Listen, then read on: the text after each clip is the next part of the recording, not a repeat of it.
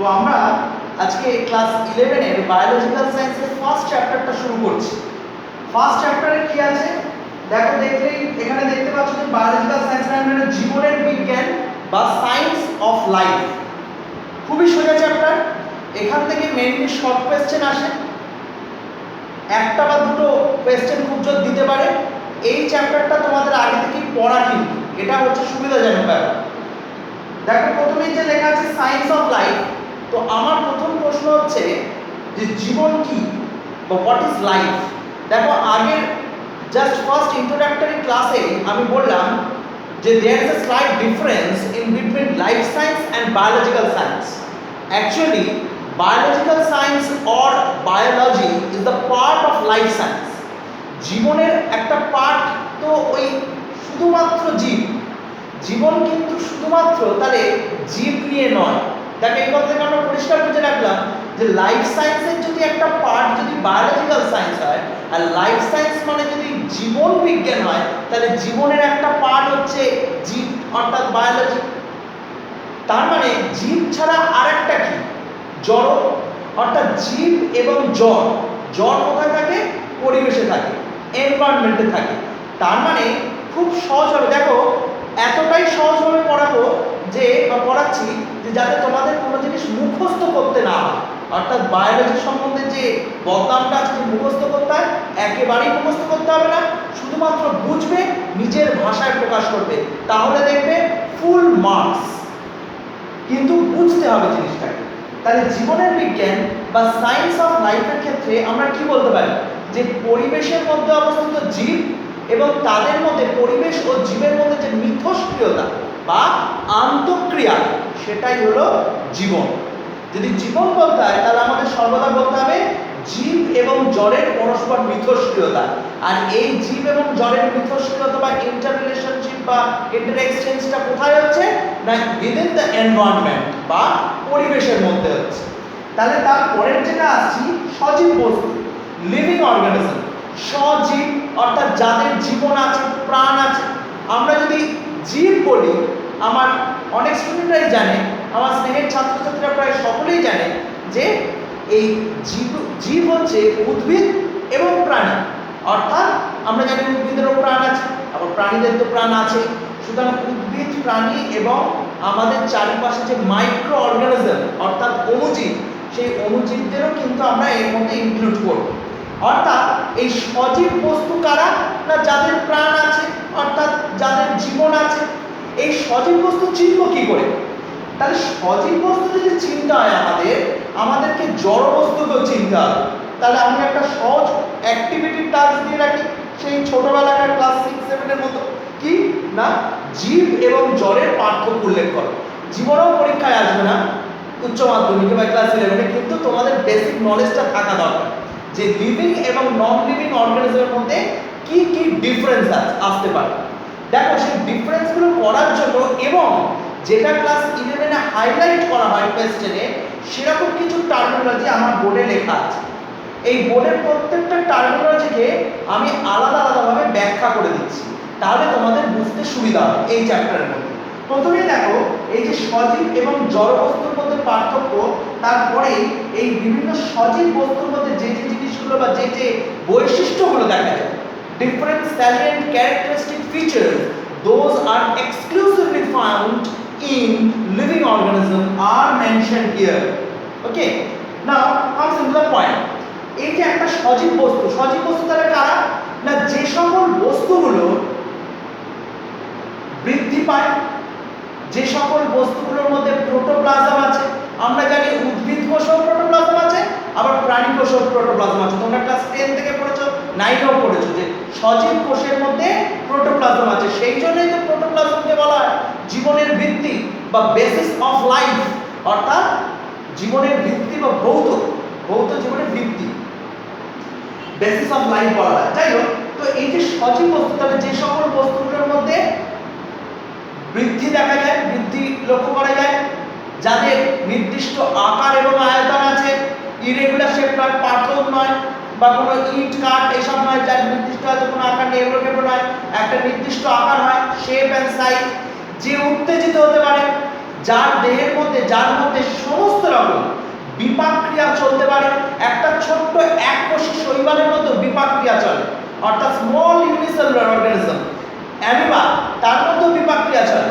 Paramecium, তার মধ্যেও বিপাক ক্রিয়া চলে। সুতরাং আমরা যদি বলি ক্লামাইডোমোনাস, তার মধ্যেও বিপাক ক্রিয়া চলে। সুতরাং প্রত্যেকটা সজীব কোষের মধ্যে বিপাক ক্রিয়া চলে। আর কি না, প্রোটোপ্লাজম থাকছে। এছাড়া সেই প্রাণটার, অর্থাৎ সেই প্রাণী বা সেই উদ্ভিদটার ক্ষেত্রে আমরা দেখতে পাবো একটা সার্বিক প্রজননের চেষ্টা, অর্থাৎ তারা প্রত্যেকে নিজের অস্তিত্ব বজায় রাখার জন্য রিপ্রোডিউস করে, অর্থাৎ একাধিক অপত্য জীবের সৃষ্টি করে এবং তার অস্তিত্ব বজায় রাখে, অর্থাৎ সংখ্যাধিক্য করে।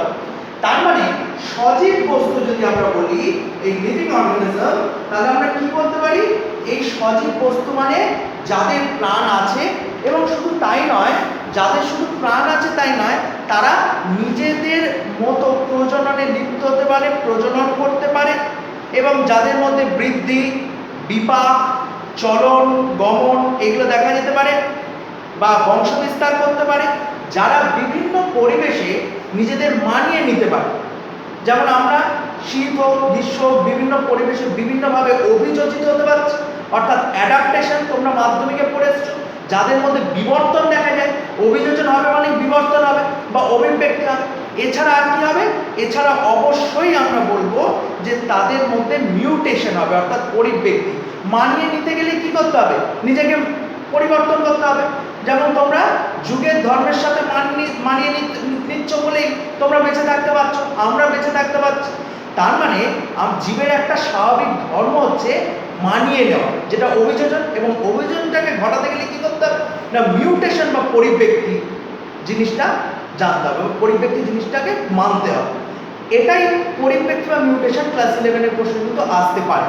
সুতরাং প্রশ্ন হিসাবে লিখে নাও, পরিব্যক্তি বা মিউটেশন কি, হোয়াট ইজ মিউটেশন। মিউটেশন কি, তাহলে স্থায়ী কিন্তু আকস্মিক পরিবর্তন। আমি আবারও বলবো, এর বৈশিষ্ট্যের মধ্যে পরিব্যক্তি বা মিউটেশন হচ্ছে স্থায়ী কিন্তু আকস্মিক পরিবর্তন, যা জীবের বংশধারাতে অক্ষুণ্ণ থেকে জীবকে পরিবর্তিত হতে এবং মানিয়ে নিতে সাহায্য করছে, সেটাই হচ্ছে পরিব্যক্তি। তো যাই হোক, আমরা এক এক করে চলে আসি এই সজীব বস্তুগুলোর কি কি বৈশিষ্ট্য দেখা যায়। একটা ছোট্ট বুদ্ধিদীপ্ত ব্যাপার এখানে আছে, সজীব বস্তুর যে বৈশিষ্ট্যগুলো দেখা যাচ্ছে সেগুলোই কিন্তু জড় বস্তুর ক্ষেত্রে অনুপস্থিত। অর্থাৎ জড় বস্তু আর সজীব বস্তুর পার্থক্য এখান থেকেই তোমরা তৈরি করে ফেলতে পারবে। যেগুলো এখানে আছে সেগুলো হচ্ছে সজীব বস্তুর বৈশিষ্ট্য। তাহলে জড় বস্তুর বৈশিষ্ট্য কোনগুলো হবে, যেগুলো এখানে থাকবে না। দেখো প্রথমে আছে শেপ অ্যান্ড সাইজ, আকার এবং আয়তন। একটা ক্ষুদ্রাতি ক্ষুদ্র মাইক্রো অর্গানিজম, ব্যাকটেরিয়া হোক, ভাইরাস হোক, তারও একটা নির্দিষ্ট আকার বা আয়তন আছে। সেটা হয়তো হতে পারে 200 অ্যাংস্ট্রমও হতে পারে, 500 অ্যাংস্ট্রমও হতে পারে, 10 অ্যাংস্ট্রমও হতে পারে। আবার উল্টো দিকে দেখো, একটা হাতি বা একটা বড় প্রাণী, তার কিন্তু আকার বা আয়তন অনেক বড়। হাতি বা অন্যান্য বড় জীবজন্তু যেমন পরিবেশে আছে, যেমন রেডউড ট্রি বা বড় গাছ, উদ্ভিদ, দ্বিবীজপত্রী উদ্ভিদের গাছও যেমন পরিবেশে আছে, তেমন আবার ব্যাকটেরিয়া, ভাইরাস আমাদের খালি চোখে যা আমরা দেখতে পাই না, সেগুলোও কিন্তু আমাদের এই পরিবেশে বিদ্যমান। অর্থাৎ আমরা এখান থেকে বলতে পারি যে যাদের আকার আয়তন আছে তারা মোটামুটি সজীব। শুধু আকার আয়তন থাকলেই হবে না, তারপরে থাকতে হবে যে বৈশিষ্ট্যটা অবশ্যই, নাহলে সে কখনোই সজীব না, সেটা হচ্ছে উত্তেজিতা ধর্ম। অর্থাৎ যার একটা সেন্সিটিভিটি প্রপার্টি আছে, অর্থাৎ সে কোনো উত্তেজনা সাড়া দান করতে পারে। আচার্য জগদীশচন্দ্র বসু আমরা জানি কি বলেছিলেন না, গাছেরও প্রাণ আছে, কারণ গাছ উত্তেজনা সাড়া দেয়।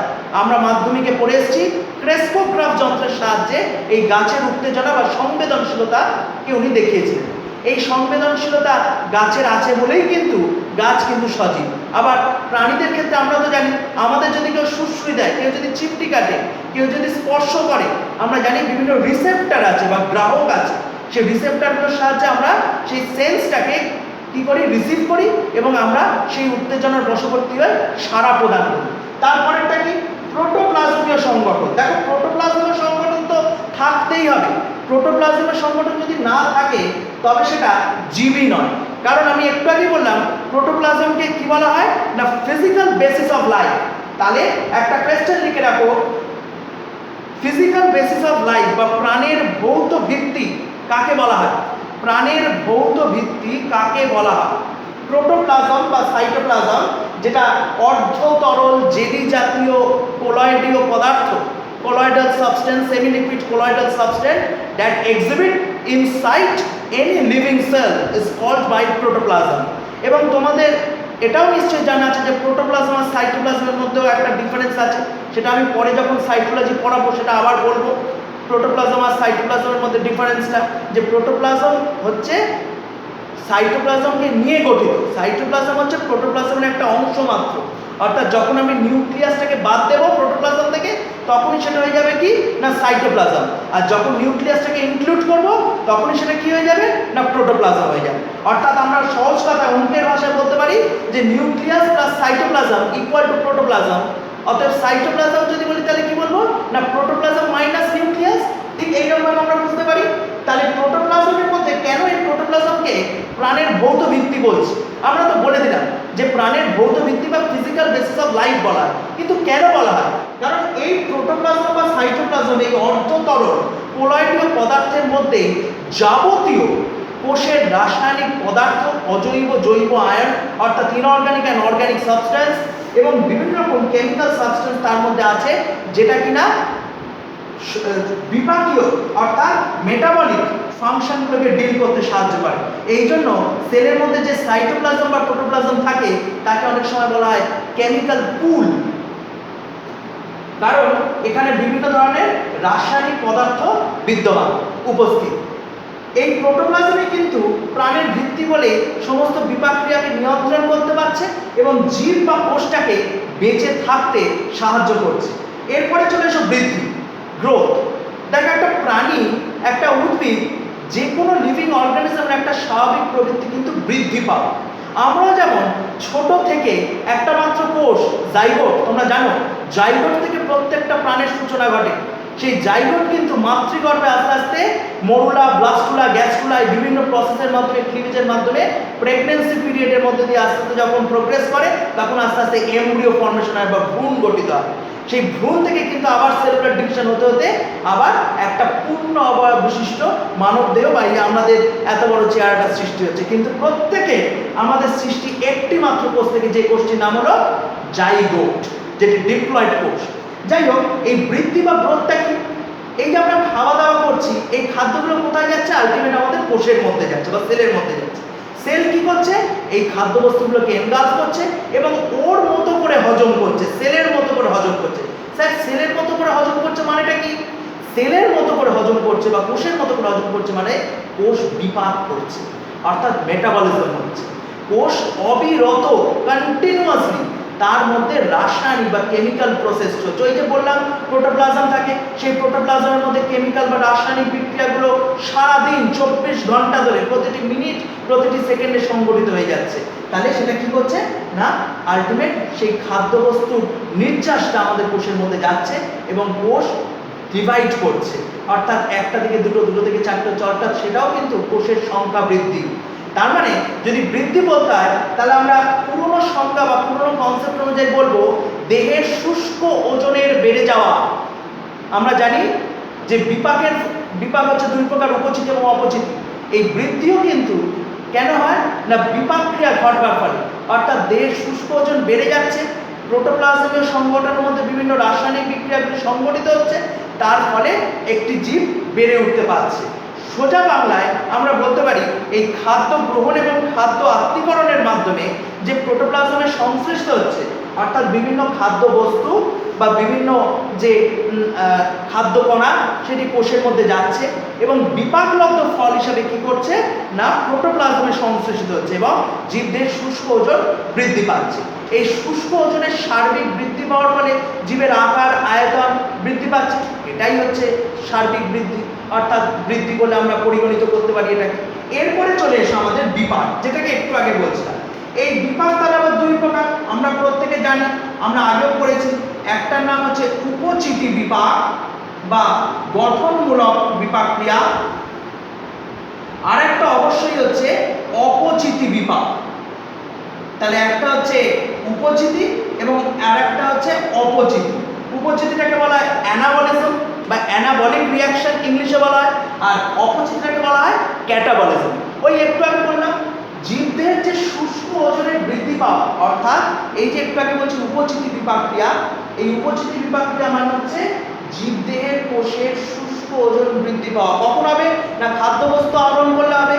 খাদ্যবস্তু আহরণ করলে জীবদেহের শুষ্ক ওজনের বৃদ্ধি হবে এবং গঠনমূলক বিপাক, গঠনমূলক ক্রিয়ার মাধ্যমে এটি উপচিতি বিপাক ক্রিয়াকে নির্দেশ করবে। যেমন উদ্ভিদের ক্ষেত্রে আমরা জানি সালোক সংশ্লেষ বা ফটোসিনথেসিস, সালোক সংশ্লেষ হতে পারে বলে কিন্তু উদ্ভিদের কোষের মধ্যে খাদ্যবস্তু, সঞ্চিত খাদ্যবস্তু তৈরি হচ্ছে।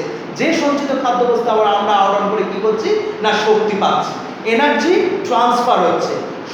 যখন উদ্ভিদের কোষে থাকছে তখন সেটা পোটেনশিয়াল এনার্জি বা স্থৈতিক শক্তি রূপে থাকছে, যখন সেটা আমাদের ক্ষেত্রে আসছে তখন সেটা আস্তে আস্তে গতিশক্তিতে রূপান্তরিত হচ্ছে এবং গতিশক্তি থেকে আলটিমেট তাপ শক্তিতে রূপান্তরিত হচ্ছে। আমরা জানি যে ফিজিক্সের থিওরি অনুযায়ী, থার্মোডাইনামিক ল অনুযায়ী প্রত্যেক প্রকার শক্তি শেষ পর্যন্ত কিসে রূপান্তরিত হয়, তাপ শক্তিতে রূপান্তরিত হয়।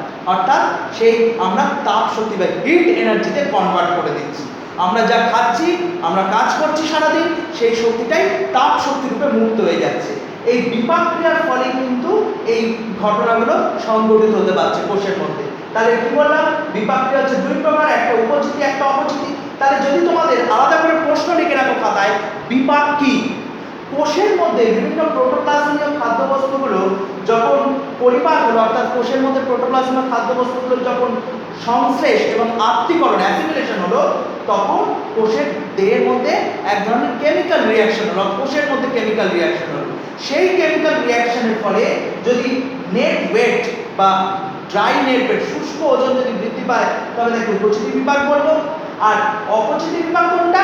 যদি শুষ্ক ওজন হ্রাস পায়, অর্থাৎ নেট ড্রাই ওয়েটটা যদি ডিক্রিজ করে যায়, শুষ্ক ওজন যদি ডিক্রিজ করে যায়, তাহলে সেটা অপচিতি বিপাক। যেমন রেচন, শ্বসন, আমরা যে রেসপিরেশন করছি কি হচ্ছে, অক্সিজেন নিচ্ছি, অক্সিজেনটা কি করছে, আমাদের গৃহীত সমস্ত খাদ্যবস্তুকে অক্সিডাইজড করছে, অর্থাৎ জারণ ক্রিয়ার মাধ্যমে সেই খাদ্যবস্তুগুলোকে কি করছে, ভেঙে দিচ্ছে।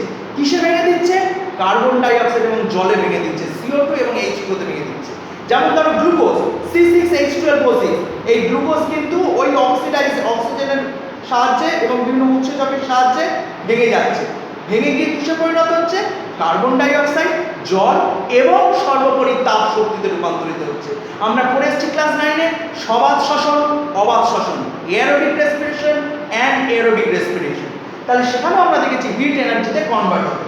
তাহলে অপচিতি বিপাকের ফলে কি হচ্ছে না, যেটা ক্যাটাবলিজম বললাম, এই অপচিতি বিপাক মানে হচ্ছে শুষ্ক ওজন হ্রাস পাচ্ছে। পরেরটা চলে আসি পুষ্টি। আসলে পুষ্টির পরের পর্যায়টা হচ্ছে বিপাক। পুষ্টি হচ্ছে আমাদের যে পর্যায়ক্রমিক প্রসেস। তুমি ধরো বিরিয়ানি খাচ্ছ, তুমি ধরো পাউরুটি খাচ্ছ, তুমি ধরো কোনো একটা কিছু খাচ্ছ, কোনো একটা স্ন্যাক্স খাচ্ছ, তো যাই খাও না কেন, তোমার যখন দেহের মুখের মধ্যে যাচ্ছে, তুমি তখন কি করছো, খাদ্য গ্রহণ করলে মুখবিবরের মধ্যে এনগালফ করছো, তারপরে কি হচ্ছে গলার্ধকরণ, তারপরে কি হচ্ছে গ্রাসনালীর মাধ্যমে পাকস্থলীতে যাচ্ছে, সেখানে কি হচ্ছে পরিপাক হচ্ছে বা ডাইজেশন হচ্ছে। ডাইজেশনের পরে কি হচ্ছে, ডাইজেশনের পরে হচ্ছে অ্যাবজর্পশন বা শোষণ। শোষণ কোথায় হচ্ছে, ওই যে ক্ষুদ্রান্ত বা স্মল ইন্টেস্টাইনের ভিলার মধ্যে আঙুলের মতো প্রবর্তক বিশিষ্ট অংশ, যার মধ্যে দিয়ে কি হচ্ছে না খাদ্যবস্তুর রসটা টেনে নিচ্ছে। এরপরে কি হচ্ছে না সরাসরি আত্তীকরণ বা ওই কোষের মধ্যে প্রোটোপ্লাজমের মধ্যে নির্যাসটা ঢুকলো, আর যেটা ঢুকলো না, যেটা আমাদের অপ্রয়োজনীয় বস্তু, সেটা বেরিয়ে যাচ্ছে। আমি উদাহরণ দিয়ে, সহজ কথা উদাহরণ দিয়ে ছেলে মেয়েদের যেমন বোঝাই, কি বোঝাই না, আখের রস, আখটাকে প্রসেসিং করা যখন চালানো হচ্ছে আখের মেশিনটাকে, তখন কি করা হচ্ছে না রসটাকে গ্লাসের মধ্যে কালেক্ট করা হচ্ছে আর ছিপড়েটাকে ফেলে দেওয়া হচ্ছে।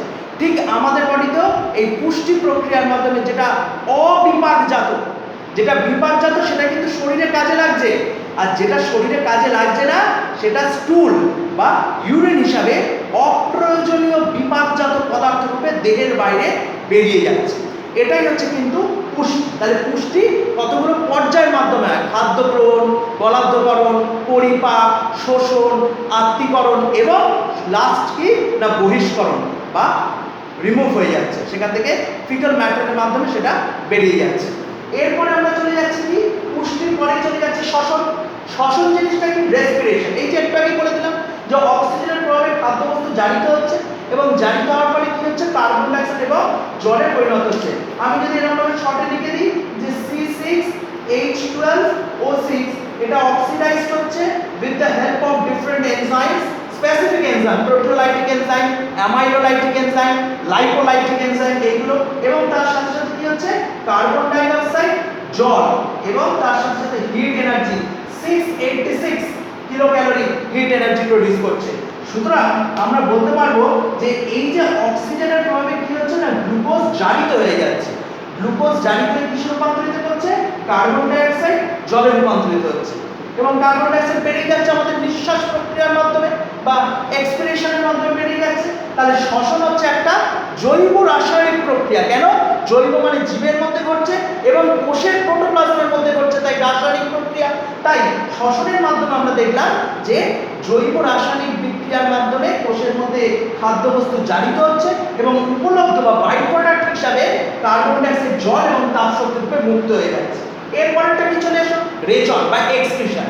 রেচন বা এক্সক্রিশন কি? ওই যে দেহের অপ্রয়োজনীয় বিপাকজাত, মনে রাখতে হবে ক্লাস 9 পড়েছো, আমরা যারা বোর্ড বা কাউন্সিলের খাতা দেখি আমাদের কাছেও পরিষ্কার ইনস্ট্রাকশন থাকে বিপাকজাত শব্দটা থাকতেই হবে। Metabolic byproduct, metabolic byproduct ছাড়া কিন্তু মার্কস দেওয়া যাবে না। অর্থাৎ রেচন মানেই হচ্ছে বিপাকজাত হতেই হবে। ওই জন্য ক্লাস 9 একটা প্রশ্ন আসতো যে মলকে বর্জ্য পদার্থ বলা হয় কিন্তু রেচন পদার্থ বলা হয় না কেন? বা এরকম ভাবে প্রশ্ন আসতো সকল রেচন পদার্থই বর্জ্য পদার্থ কিন্তু সকল বর্জ্য পদার্থ রেচন পদার্থ নয় কেন? তার কারণ হচ্ছে একই ব্যাপার, বিপাকজাত হলে তবেই সেটি রেচন।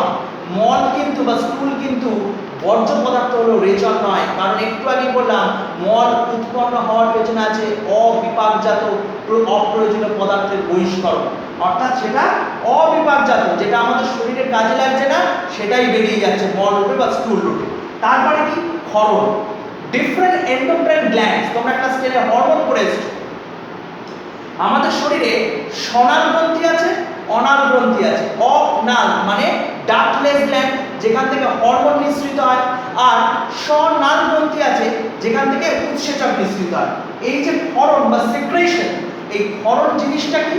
ক্ষরণ হচ্ছে আমাদের শরীরের যে বিভিন্ন গ্রন্থি আছে বা গ্ল্যান্ডুলার স্ট্রাকচার আছে, যেমন আছে পিটুইটারি গ্রন্থি তোমরা জানো, যেমন আছে আমাদের অগ্নাশয় বা প্যানক্রিয়াস আছে। এইগুলো কি? Endocrine gland. As well as pancreas কিন্তু এনজাইমেটিক সিক্রেশন করে, সেই জন্য প্যানক্রিয়াসকে বলা হয় মিশ্র গ্রন্থি। যাই হোক, পরে বা ক্ষরণ তার কি না একটি নির্দিষ্ট গ্রন্থি বা নির্দিষ্ট কলাকোষ থেকে যখন কোনো কিছু নিঃসরণ ঘটে, রাসায়নিক পদার্থ, কেমিক্যাল সাবস্টেন্স যখন বেরিয়ে আসছে তখনই তাকে বলছি ক্ষরণ। এই ক্ষরণ ক্রিয়ার পরে কি হয়? আমাদের দেহের শারীরবৃত্তীয় ক্রিয়াকলাপগুলিকে বজায় রাখে, অর্থাৎ দেহের শারীরবৃত্তীয় ক্রিয়াকলাপগুলো বজায় থাকে। চলন গঠন, লোকোমোশন এন্ড মুভমেন্ট, খুব সোজা কনসেপ্ট, ক্লাস 10 এই কনসেপ্ট তোমাদের আছে। চলন মানে কি? চলন মানে হলো এক জায়গায়, এই যে আমি হাত নাড়ছি এক জায়গায় দাঁড়িয়ে নাড়ছি, এইটা কি? এটা হচ্ছে চলন। গমন কি? আমি যদি এক জায়গা থেকে আরেক জায়গায় আমার নিজের জেস্টার বা পস্টারটাকে যদি চেঞ্জ করি তবে তাকে বলা হচ্ছে মুভমেন্ট বা গমন। তাহলে আমি, তোমরা আগেও জানো যে গমন করতে গেলে কিন্তু চলনের উপর নির্ভরশীলতা, কারণ এক জায়গা থেকে আরেক জায়গায় স্থান পরিবর্তন করতে গেলে কিন্তু আমরা জানি যে কিসের দরকার? চলনের দরকার হয়। একটা গাছ একটা নির্দিষ্ট জায়গায় দাঁড়িয়ে থাকে, মৃদভেদী উদ্ভিদ, সে কি করছে না তার পাতাগুলিকে সঞ্চালন ঘটাচ্ছে, পাতাগুলির সাথে, কিন্তু সে জায়গা পরিবর্তন করছে না, তাই সেটি কিন্তু গাছের চলন। আবার যদি ক্ল্যামাইডোমোনাস, এই শৈবালটি ট্যাকটিক চলনের প্রভাবে এক স্থান থেকে অন্য স্থানে উদ্দীপকের উৎসগত প্রভাবিত হয়ে যাওয়া, এটা কিন্তু আবার মুভমেন্ট হয়ে গেল।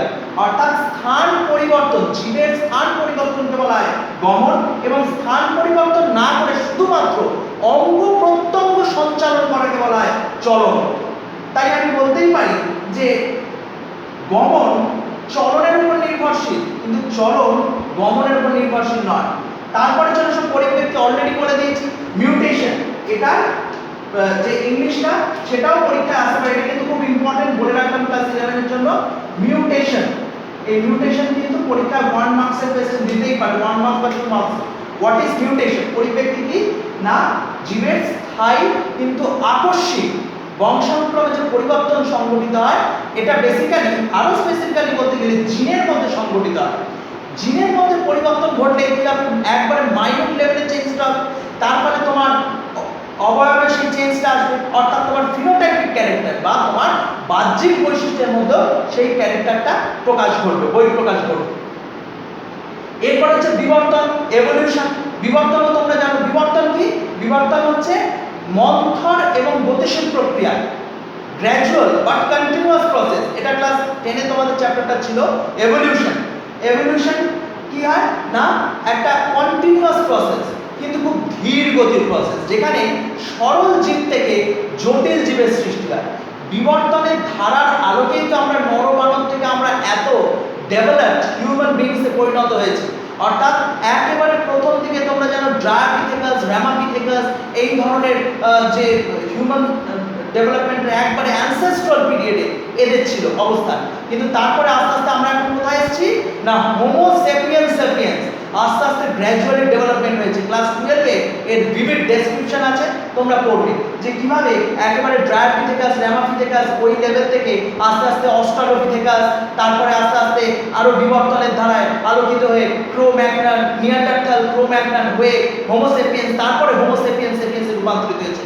এবং তার সাথে সাথে অন্যান্য বৈশিষ্ট্যগুলো কিন্তু আরো জটিল হয়েছে। আমরা জানি যত ডেভেলপমেন্ট প্রসেস এগোয়, যত প্রোগ্রেসিভ ডেভেলপমেন্ট হয়, তত কিন্তু আরো কমপ্লেক্সিটি বাড়ে, অর্থাৎ সরল থেকে আরো জটিলতা বাড়ে। এরপরে চলে এসে ছন্দবদ্ধতা। এটা তো একটা লিভিং অর্গানিজমের স্বাভাবিক নিয়ম যে এই যে হার্টটা systolic pressure, diastolic pressure, systole, diastole, lub dub, এই যে ছন্দবদ্ধতা, বা ফুসফুসের ক্ষেত্রে সংকোচন প্রশ্ন আছে, লাংসের ক্ষেত্রে এর একটা নির্দিষ্ট রিদম আছে। হার্টের ক্ষেত্রে মিনিটে 72 টাইমস, লাংসের ক্ষেত্রে শ্বাসকোষের ক্ষেত্রে 18 বার। সুতরাং এই যে একটা নির্দিষ্ট ছন্দবদ্ধতা বা রিদমেসিটি আছে, সেই রিদমেসিটির মাধ্যমে কিন্তু আমাদের যাবতীয় শারীরিক ক্রিয়াকলাপ চলতে থাকে। তারপরে চলে এসে অভিযোজন। অভিযোজন মানে পড়ে এসে তোমরা অ্যাডাপ্টেশন, একটু আগে বললাম যে পরিবেশের সাথে নিজেদের মানিয়ে নেওয়ার ক্ষমতা। পরিবেশের সাথে নিজেদের এই মানিয়ে নেওয়ার ক্ষমতাকেই বলা হয় কিন্তু অভিযোজন।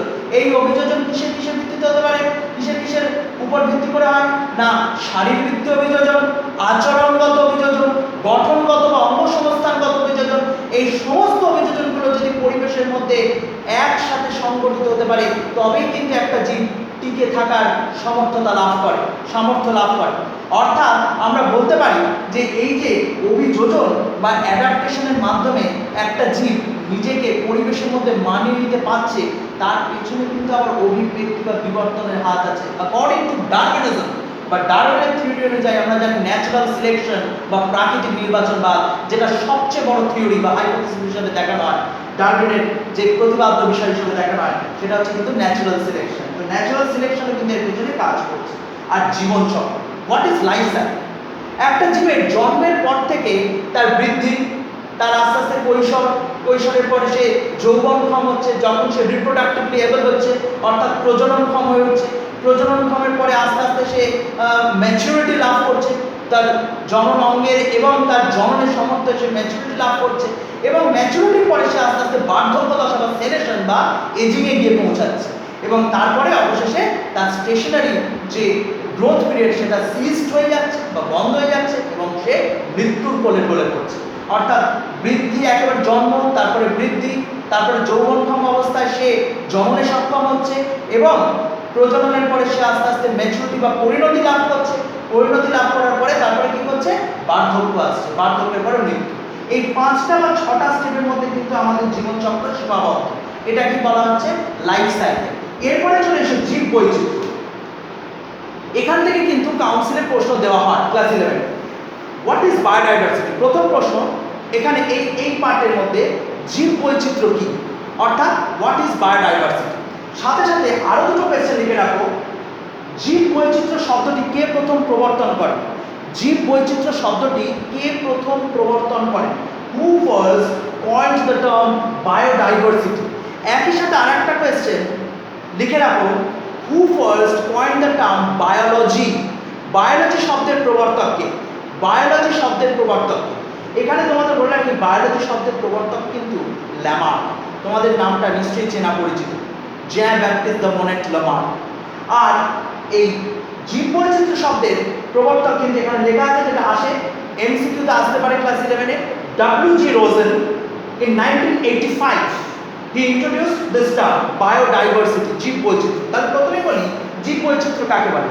এটা এমন কিছু হাতে গোনা সংজ্ঞাই নয়, যা পারবে মোটামুটি গুছিয়ে লিখলেই নম্বর। কি না, জীব বৈচিত্র্য কাকে বলে না, পরিবেশের মধ্যে জীবের মধ্যে যে বাস্তুতান্ত্রিক, প্রজাতিগত এবং জিনগত বৈচিত্র্যের যে সমাহার ঘটে, বা পরিবেশের মধ্যে বিভিন্ন জীবের যে বিভিন্নতা বা বৈচিত্র্যতা দেখা যায়, তাকেই বলা হয় হচ্ছে জীব বৈচিত্র্য বা বায়োডাইভার্সিটি।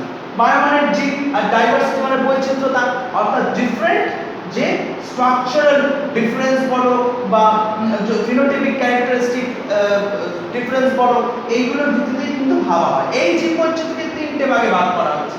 একটা হচ্ছে জিনগত বৈচিত্র্য, একটা হচ্ছে প্রজাতিগত বৈচিত্র্য, আর একটা হচ্ছে বাস্তুতান্ত্রিক বৈচিত্র্য। জিনগত বৈচিত্র্যকে কি বলে? জিনগত বৈচিত্র্যকে বলা হয় জেনেটিক ডাইভার্সিটি, জেনেটিক ডাইভার্সিটি। প্রজাতিগত বৈচিত্র্যকে কি বলা হয়?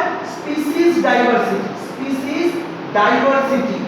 আর বাস্তুতান্ত্রিক বৈচিত্র্যকে বলা হয় ইকোলজিক্যাল ডাইভার্সিটি, ইকোলজিক্যাল ডাইভার্সিটি। তাহলে এই জেনেটিক বৈচিত্র্য জিনিসটা কি? দেখো জিন, জিন তো তোমরা ক্লাস 10 এ পড়েছো, একবারে মাইনিউট লেভেল হিসেবে ধরা হয়, একবারে ডিএনএ এর ক্ষুদ্রতম এবং কার্যগত একক, যেটা কিনা বিভিন্ন প্রোটিন সংশ্লেষ করতে সাহায্য করছে, অর্থাৎ এই বলা যেতে পারে হাউস অফ প্রোটিনস বলা যেতে পারে। তো এই জিনের যদি ডিফারেন্স হয়, তাহলে একটা জীবের ফেনোটাইপিক বৈশিষ্ট্যটা চেঞ্জ হবে। আর এই ফেনোটাইপিক বৈশিষ্ট্যের যদি চেঞ্জ ঘটে, জেনেটিক ডাইভার্সিটি যদি চেঞ্জ ঘটে, তাহলে জীবের সর্বোপরি প্রজাতিগত বৈচিত্র্য দেখা দেবে। যেমন আমি একটা সুন্দরভাবে উদাহরণ দিতে পারি, ধরো কুকুর, ক্যানিস ফ্যামিলিয়ারিস, যার সায়েন্টিফিক নেম। এই কুকুরের ক্ষেত্রে অনেক ধরনের কুকুরের প্রজাতি হয়, অ্যালসেশিয়ান, ডোবারম্যান, বুলডগ। এই যে বিভিন্ন ধরনের যে কুকুরের প্রজাতিগুলো, এই কুকুরের প্রজাতির মধ্যে বিভিন্নতার সৃষ্টি হলো কি করে? কারণ তাদের মধ্যে জেনেটিক ডাইভার্সিটি আছে। তাই জেনেটিক ডাইভার্সিটি সৃষ্টি হলো কোত্থেকে না, তাদের মধ্যে অ্যাকচুয়ালি স্পিসিস ফর্মেশন হওয়ার পেছনে আছে রিপ্রোডাক্টিভ আইসোলেশন, যেটা আমরা পরের চ্যাপ্টারে পড়ব, অর্থাৎ প্রজননগত বিচ্ছিন্নতা। একটা স্পিসিস তখনই এক জায়গায় গ্রুপ করে যখন তাদের মধ্যে প্রজননগত সিমিলারিটি থাকে, অর্থাৎ তারা রিপ্রোডাক্টিভলি আইসোলেটেড নয়, তারা প্রজননগতভাবে বিচ্ছিন্ন নয়, তারা নিজেদের মধ্যে প্রজনন করতে পারে বলেই তারা এক জায়গায় অবস্থান করছে। কিন্তু যারা নিজেদের মধ্যে প্রজনন করতে পারে না, যারা রিপ্রোডাক্টিভলি আনএবল যেসব স্পিসিস, তারা কিন্তু এক জায়গায় থাকবে না। সেই জন্যই আমরা একটার নাম দেবো এ স্পিসিস, একটার নাম দেবো বি স্পিসিস, একটার নাম দেবো সি স্পিসিস, এরকমভাবে উল্লেখ করব। তার মানে দেখতে পাচ্ছি যে এই জিনের যদি চেঞ্জ হয়, তাহলে প্রজাতিরও চেঞ্জ হয়। আর স্পিসিস হচ্ছে কিন্তু আমরা জানি ট্যাক্সোনমিকের ক্ষেত্রে মাইনর লেভেল বা একবারে ক্ষুদ্রতম একক। স্পিসিসের উপরে কি আছে?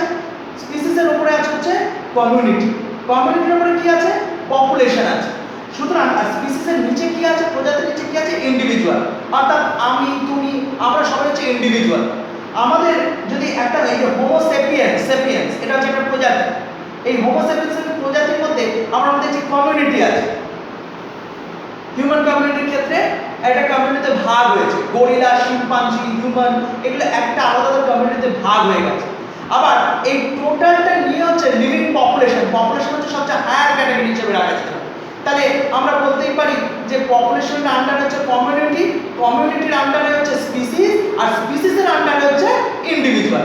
উল্টো দিক থেকে বললে অনেকগুলো ইন্ডিভিজুয়াল নিয়ে তৈরি হয় স্পিসিস, অনেকগুলো স্পিসিস নিয়ে তৈরি হয় কমিউনিটি, আর অনেকগুলো কমিউনিটি নিয়ে তৈরি হয় পপুলেশন। ঠিক এইরকমভাবে অ্যাসেন্ডিং বা ডিসেন্ডিং অর্ডারে আমাদের কনসেপ্টটাকে গ্রো আপ করা হয়।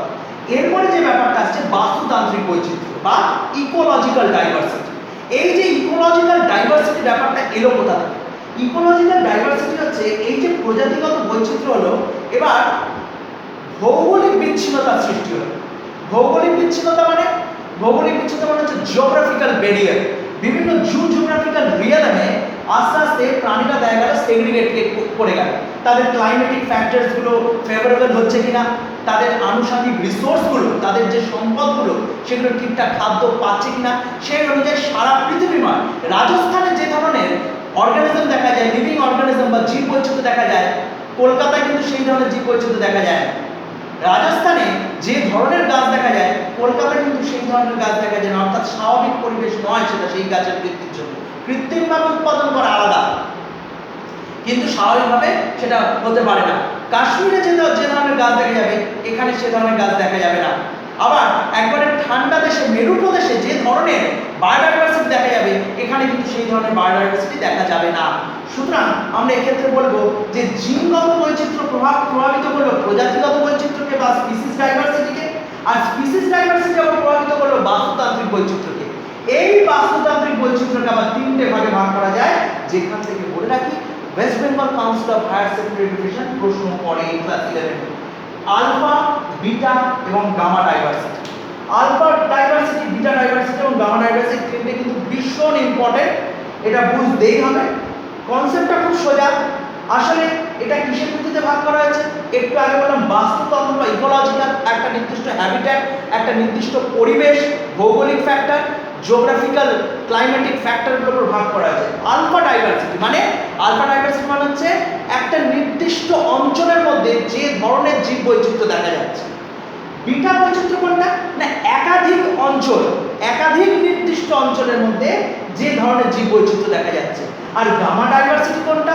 গামা ডাইভার্সিটি হচ্ছে সমগ্র ভৌগোলিক অঞ্চল। তো ধরো সারা পৃথিবী বা একটা বৃহৎ ভৌগোলিক অঞ্চল, একটি বৃহৎ লার্জ পপুলেশনের ক্ষেত্রে যে ধরনের ডাইভার্সিটি দেখা যাচ্ছে। সুতরাং আমরা বলতে পারি এই আলফা, বিটা, গামা বৈচিত্র্য, আলফা ডাইভার্সিটি, বিটা ডাইভার্সিটি এবং গামা ডাইভার্সিটির ক্ষেত্রে হিসাবটা ঠিক এইরকম না যে আলফার থেকে বড় হচ্ছে বিটা, বিটার থেকে বড় হচ্ছে গামা, তাহলে gamma is greater than beta and beta is greater than alpha.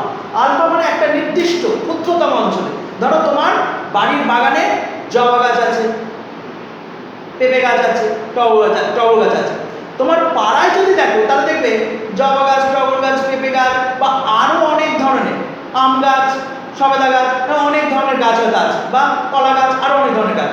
এবার তুমি যদি ধরো সারা ভারতবর্ষে কত ধরনের গাছ আছে, তখন কিন্তু তোমার ডাইভার্সিটি আরো বড় হয়ে গেল। এটা ঠিক সেরকম, আলফা থেকে বিটা বড়, বিটার থেকে গামা বড়। তাহলে গামা ডাইভার্সিটি মানে হচ্ছে বৃহৎ ভৌগোলিক অঞ্চলের ডাইভার্সিটি, বিটা মানে একাধিক অঞ্চল, মোর দ্যান ওয়ান। তাহলে একাধিক অঞ্চলের ভৌগোলিক অঞ্চল নিয়ে যে ডাইভার্সিটি গড়ে উঠছে সেটা বিটা ডাইভার্সিটি। আর আলফা ডাইভার্সিটি হচ্ছে একটি নির্দিষ্ট অঞ্চলের বাস্তুতান্ত্রিক বৈচিত্র্য জীবেদের, সেটা হচ্ছে আলফা ডাইভার্সিটি। এবার এরকমভাবে তোমরা সংজ্ঞাগুলোকে রূপান্তরিত করতে পারো। আমি সহজ কথায়, সহজবোধ্য ভাষায় বুঝিয়ে দিলাম। এরপরে একটা টার্ম আসছে মেগা ডাইভার্সিটি কান্ট্রি, তোমাদের এটাও পড়া। মেগা ডাইভার্সিটি, মেগা মানে দেখো বৃহৎ।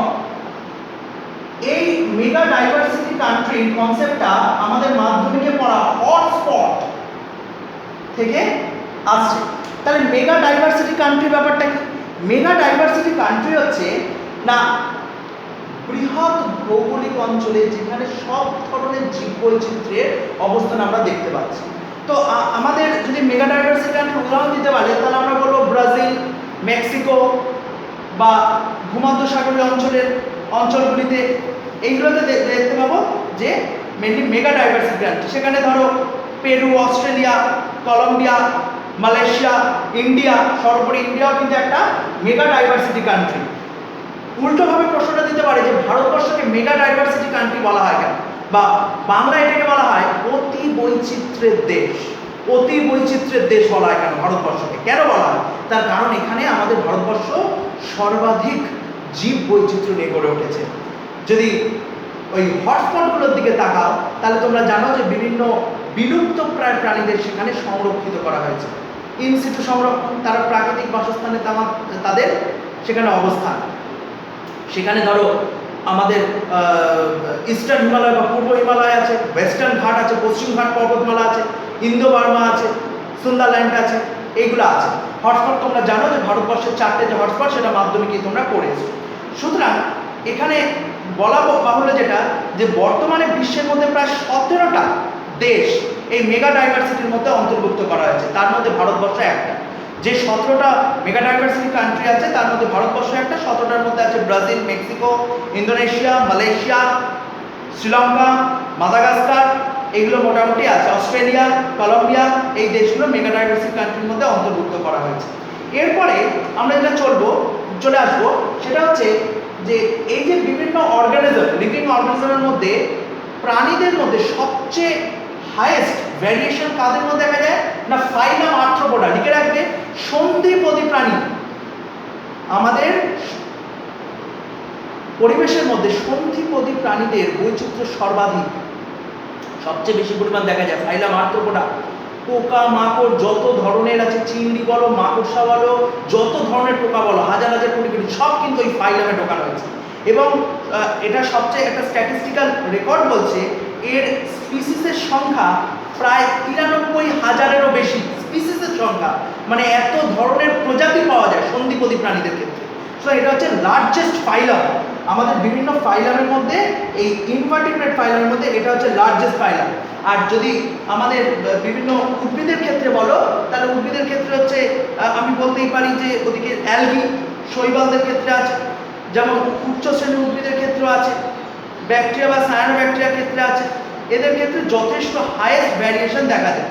এরপরে তোমরা পড়ে নেবে, এটা মাধ্যমিকের বই থেকেও পড়ে নিতে পারো, হটস্পট কি, হটস্পট নির্ধারণের শর্তগুলি কি কি। হটস্পট কি না যে সকল অঞ্চলগুলিতে কি হয় না এন্ডেমিক প্রজাতিরা বসবাস করে। এন্ডেমিক মানে অন্য জায়গায় তারা বসবাস করে না, শুধুমাত্র বিলুপ্তপ্রায় প্রাণী যারা ওই নির্দিষ্ট ইনসিটু সংরক্ষণস্থলে বসবাস করে, প্রাকৃতিক বসবাসস্থানে বসবাস করে, তারাই হচ্ছে এন্ডেমিক প্রজাতি, যাদের অন্য কোনো জায়গায় আর দেখা যায় না।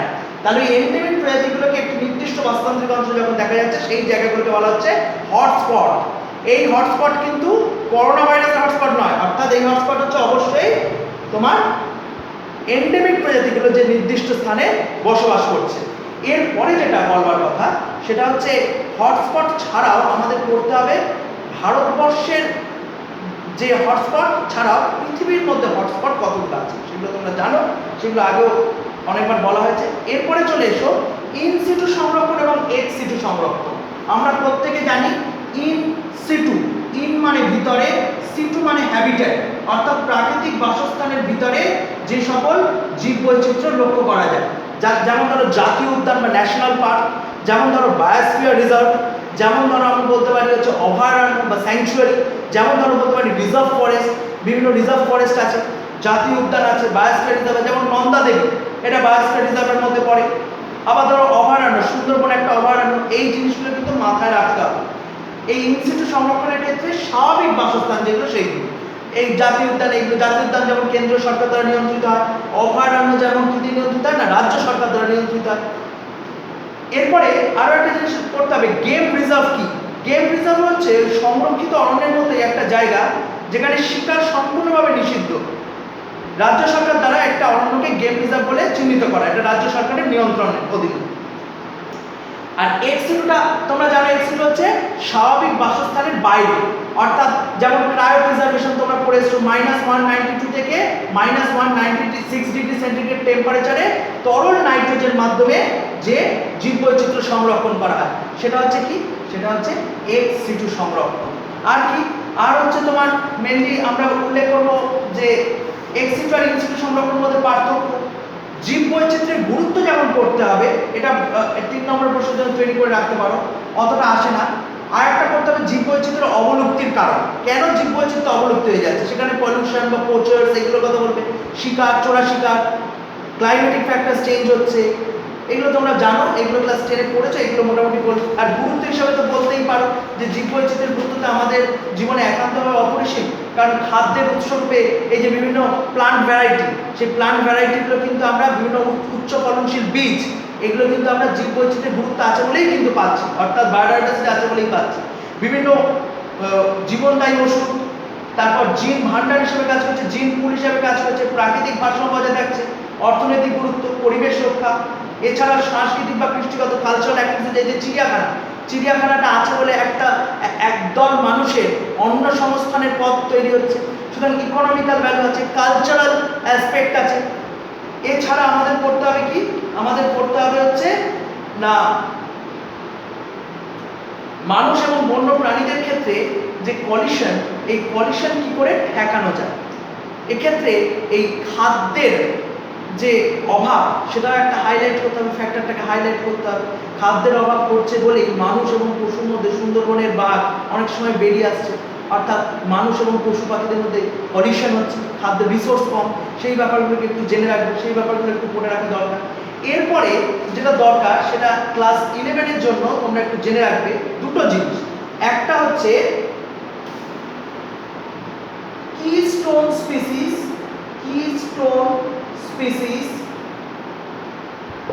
আর একটা হচ্ছে ফ্ল্যাগশিপ স্পিসিস। এই দুটো তোমাদের কাছে একটু নতুন, কিস্টোন প্রজাতি এবং ফ্ল্যাগশিপ স্পিসিস, এই দুটো সম্বন্ধে একটু ধারণা রেখে দেওয়াটা ভালো। দেখো, কিস্টোন প্রজাতি বেসিক্যালি কি? বেসিক্যালি হচ্ছে একটা বাস্তুতান্ত্রিক ভৌগোলিক অঞ্চলের যে প্রজাতিটা অন্য প্রজাতির উপর ডিপেন্ডেন্ট, অর্থাৎ একটা প্রজাতির যদি বিলুপ্তি হয় তবে অপর একটা প্রজাতির তার অস্তিত্বটাও সংকটের মুখে পড়তে বাধ্য। সুতরাং সেই কি মানে চাবি, অর্থাৎ যেমন ধরো আমরা যদি বলি যে সুন্দরবনের জঙ্গল থেকে যদি হরিণ হারিয়ে যায় তাহলে বাঘের প্রজাতিও কিন্তু অস্তিত্বের সংকটে পড়বে, অর্থাৎ তাদের খাদ্যের অভাব ঘটবে। বা অন্যান্য যে তৃণভোজী প্রাণী, শুধু হরিণ পড়ে না, তৃণভোজী প্রাণী যারা হার্বিভোরস তাদের যদি অ্যাবলিশন হয় তাহলে কিন্তু যারা কার্নিভোরাস তাদের কিন্তু সমস্যায় পড়তে হবে।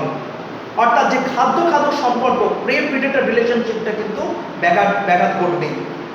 সুতরাং বা আমি বলতে পারি ক্লিওস্টোট বুশের উপর ডিপেন্ড করে আছে অনেক প্রজাতি, বা আফ্রিকান হাতির উপর ডিপেন্ড করে আছে সেখানকার ভেজিটেশন, বা ভেজিটেশনের উপর আফ্রিকান হাতি ডিপেন্ড করে আছে। আবার আমরা উল্লেখ করতে পারি যে ফ্ল্যাগশিপ স্পিসিস, যেটা ফ্ল্যাগ মানে কি? পতাকা।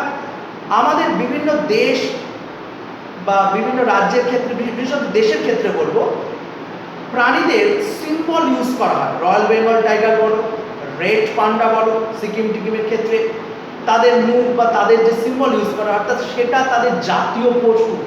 এই ফ্ল্যাগশিপ স্পিসিসটা হচ্ছে সেটাকে ডিটারমাইন করে, অর্থাৎ তার প্রাচুর্য বা তার যে ডাইভার্সিটি সেই অঞ্চলতে সবচেয়ে বেশি, এবং তাকে সেখানে জাতীয় বা ন্যাশনাল লেভেলে তাকে গুরুত্ব দেওয়া হয়, সেটাই হচ্ছে ফ্ল্যাগশিপ স্পিসিস। সুতরাং কিস্টোন স্পিসিস আর ফ্ল্যাগশিপ স্পিসিসটা একটু হয়তো দেখে রাখতে হবে। এছাড়া কিছু ফুল ফর্ম দেখে রাখতে হবে, যেমন man and biosphere reserve programme বা ম্যান অ্যান্ড বায়োস্ফিয়ার প্রোগ্রাম, তারপর সাইটস CITES, তারপর WWF world wildlife fund, আগে বলা হতো এখন ফ্লোরা অ্যান্ড ফোনা এই হিসেবে ইন্ট্রোডিউস করা হয়। তোমাদের পড়তে হবে বায়োস্ফিয়ার রিজার্ভের বৈশিষ্ট্যগুলো জানতে হবে, কোর জোন, ট্রানজিশন জোন, এইগুলো কিন্তু জানতে হবে। এছাড়া হচ্ছে তোমাদের এন্ডেঞ্জার স্পিসিস বা ভালনারেবল স্পিসিস, এইগুলো সম্বন্ধেও একটু আধটু জেনে রাখবে। তাহলে হটস্পট আর এই বিভিন্ন হটস্পটের নামগুলো, তার জীব বৈচিত্র্য সম্বন্ধে একটু আধটু জেনে রাখবে। সাধারণত ক্লাস 11-এর পরীক্ষায় আসে না, কিন্তু পরবর্তীকালে আসতে পারে। বাফার জোন, বায়োস্ফিয়ার রিজার্ভের মধ্যে এর সংজ্ঞাগুলো একটু আধটু দেখে রাখতে হবে। আর বেশ কিছু জনক, অর্থাৎ father of biology, father of zoology, father of বটানি, যেমন ফাদার অফ বটানি বলা থিওফ্রাস্টাস, ফাদার অফ জুওলজি বলা অ্যারিস্টটলকে, সাঁতরা বা ছায়া প্রকাশন, এই বইগুলোতে কিন্তু সবার প্রথম দিকে for the sake of advance student এটাকে কিন্তু ইন্ট্রোডিউস করা হচ্ছে। সুতরাং এই হলো মোটামুটি প্রথম চ্যাপ্টারটা। প্রথম চ্যাপ্টারের পরে আমরা পরের দিন থেকে নেক্সট চ্যাপ্টারে চলে যাব।